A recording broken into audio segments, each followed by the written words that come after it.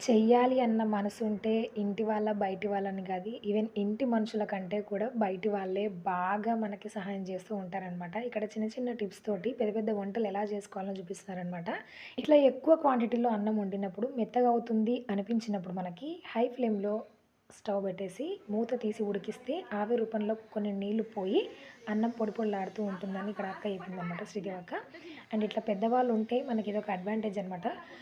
ఇంకో విషయం ఏంటి అంటే అందరు పెద్దవాళ్ళు ఇలాంటివి చెప్పరనమాట. కొంతమంది ఏమో ఎలా చేస్తుందో చూద్దాం అనుకునే ఉద్దేశ్యంతో కొంతమంది చెప్పరు. కొంతమంది నన్ను అడగలే కదా! నేనెందుకు చెప్తాను అనుకునే వాళ్ళు ఉంటారనమాట. అట్లాంటి వాళ్ళ గురించి మనం మాట్లాడుకోవడానికి ఇదొక ప్లేస్ కాదనమాట. ఇట్లాంటి వాళ్ళ గురించి షేర్ చేయడానికి, చెప్పుకోవడానికి తగ్గ ప్లేస్ ఇది. అండ్ వాళ్ళని వదిలిపెట్టేసి ఇట్లా ఏదైనా ఈవెంట్ అయితే మాత్రం మన వాళ్ళకంటే కూడా ఇట్లా మంచిగా ఫ్రెండ్స్ సర్కిల్‌లో ఏమి మనసులో పెట్టుకోకుండా వచ్చి మంచిగా కలుపుగోలుగా చేస్తూ ఉంటారనమాట. ఈ మాట నిజమైతే కామెంట్